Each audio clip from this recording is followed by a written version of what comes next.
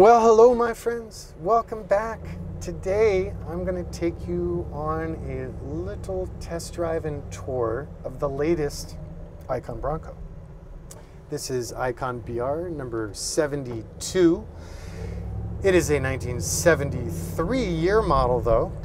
And this is, I don't know, most of you know the brand, but if you're new to the brand, right, we do new school and old school styles of our Broncos, our Land Cruiser based design, as well as our 47 to 53 Chevrolet pickup trucks. Now then we do a series of our Super Freak one-off projects called Derelicts and Reformers, which are generally one and done, and the Derelicts always celebrate sort of that barn find natural patina. Now I've been having a little bit of fun when occasionally I end up buying a Bronco that has that perfect combination of patina and body integrity. I've been building derelict versions of the ICON BR, and that's what we're driving today. I love these. What's better than a derelict? A four-wheel drive derelict. Because the whole idea of a derelict, right, is like, there's no judgments, people smile, it like excites memories and storytelling, and I used to have one, or my friend used to, whatever. But also, when it's four-wheel drive, you want to go out and enjoy it and not be afraid to whomp on it or go down that muddy trail or up in the snow or whatever. And when it's a derelict, you've already got bumps and patina and stuff. So, don't whoop it, don't disrespect it, but create memories, create adventures, and like enjoy it. So I'm super happy every time I get to build one. And this one's cool too, because I built it for a woman who's super cool, A, B, a woman. We have so many dudes, it's nice to have women come into the brand.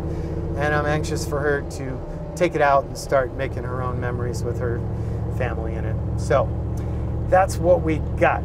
We actually scored this truck on Craigslist. I had to get up quite early that day to beat the other worms to this bird. Glad I did, and thank goodness for good coffee.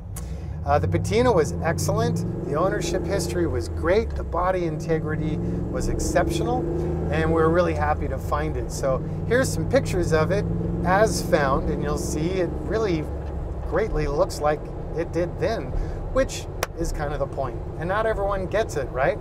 Some people say, why on earth would you spend all that money to have something that looks like poo?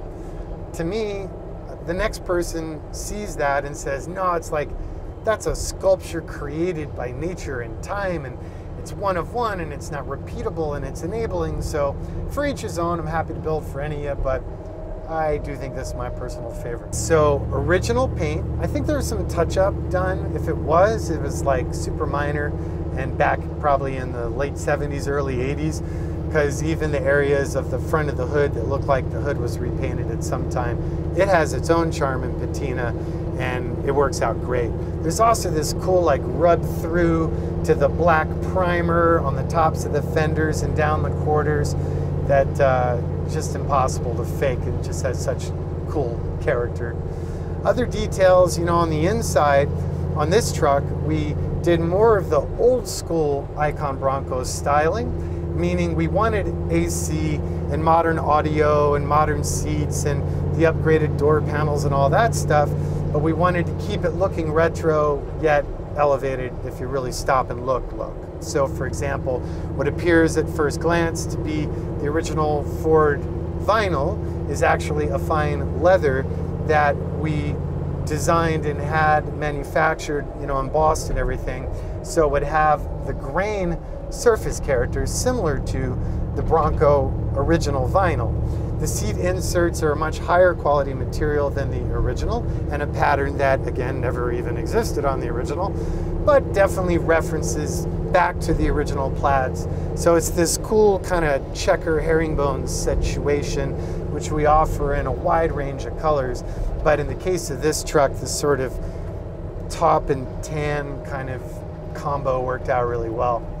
The old school door panels have the leather wrapped hand stitched armrests. It has the power windows, which have the analog old school look by using the new Relic power actuators in combination with my power window gizmo, as we so not poetically have called it, at least internally. So you manually just push down to go down, push up to go up. And then the cool thing is, because I like that kept the original look, but you still had to be an octopus to reach around to the other side. So now you simply tap on it 2 times and all windows go down, tap on it twice and all windows go up.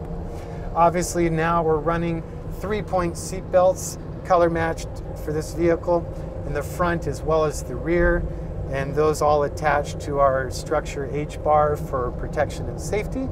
The bar, as well as the seat hardware and most interior trim on this truck, is all finished in the standard old school powder coat finish.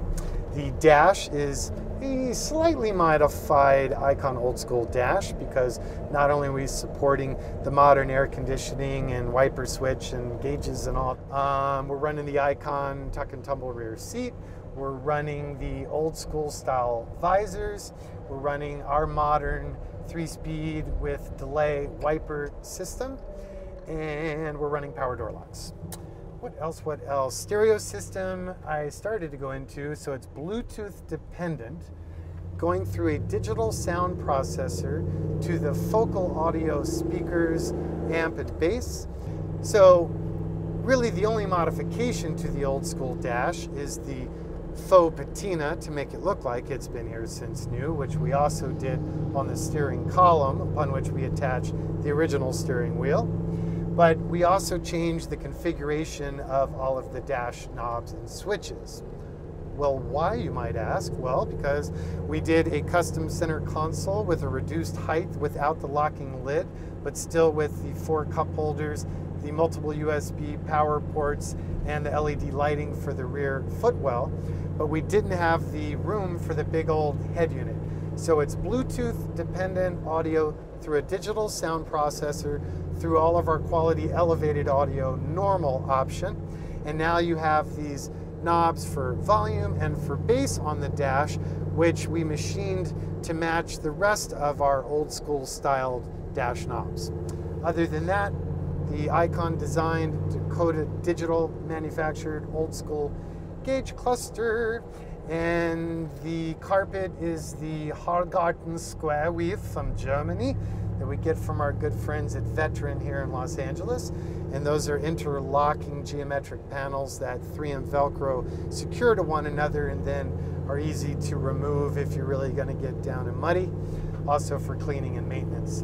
The floor on the interior, as well as the underside of the fenders, the firewall and the primary body tub, were all stripped down to raw metal, rust neutralized, sealed, etched, primed, caulked, and then polyurea coated. And then we strategically place quilting spaces of the...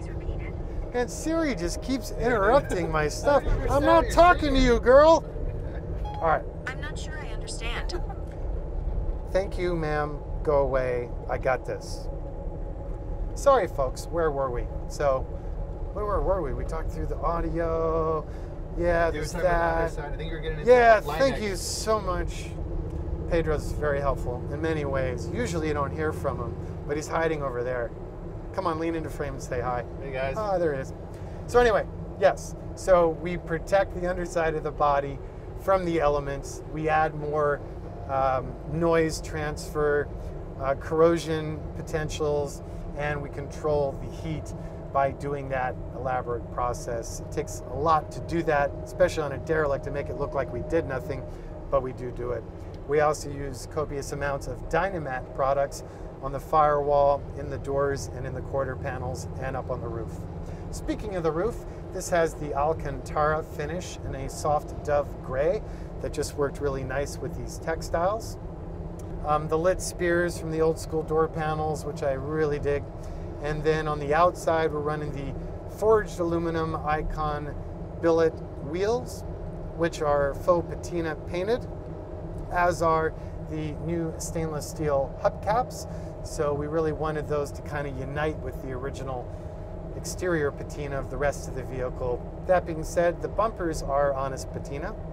They are original to the truck, with the exception of the spare tire carrier assembly, which you may have noted in the back. Stock ones, they look cool. Why are they on the passenger side? because that blocks FORD on the tailgate, which kind of looks cool, and they went through all that trouble with the stamp tooling, and makes it a pain in the butt to see over your shoulder when you're trying to change lanes. And worse events, they rattle incessantly and will not tolerate a larger tire. So we designed our own. It is patina painted, new assembly, made here in LA. It's 3-axis braced to the frame, and in fact the original Ford Bronco bumper is really more just a facade, or like a bumper guard that sits on top of a seriously stout truss bumper that is part of how we get the rigidity in that complete solution. So you'll notice behind me throughout this video that spare's not making noise and it's not rattling around. I just hate stuff like that. I'm just that guy. It drives me crazy. Mechanically, we're running the Coyote 5-liter aluminum fuel injected V8.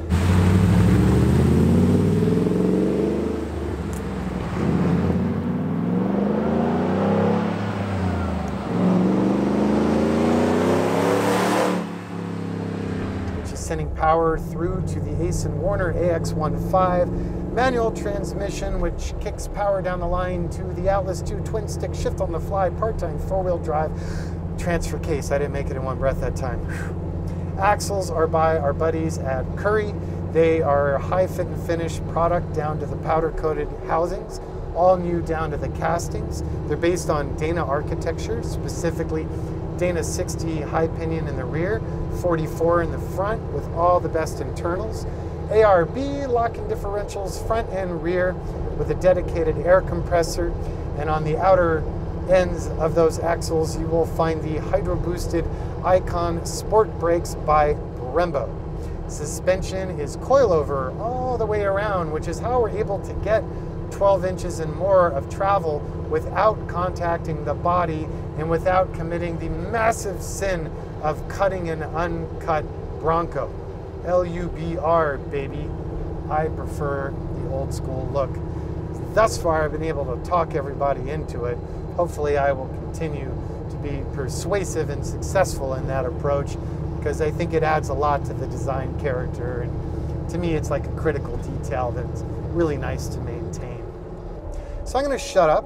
If I missed anything on this video, please forgive me. However, there are over 300 videos on our channel where I go into various great lengths explaining all of the numerous details that go into our builds. I'm super proud of my team and my brand and the fact that we're able to call this a business. Otherwise, it would certainly be my personal money pit hobby, but I find myself very fortunate to be able to support many people and my own family doing something that we're truly proud of and love going to work every day. So that's it. Any questions, reach out old school, telefono 818-280-3333. The website, of course, is icon4x4.com, and Facebook or Instagram is icon4x4. I'll see you guys on the next one.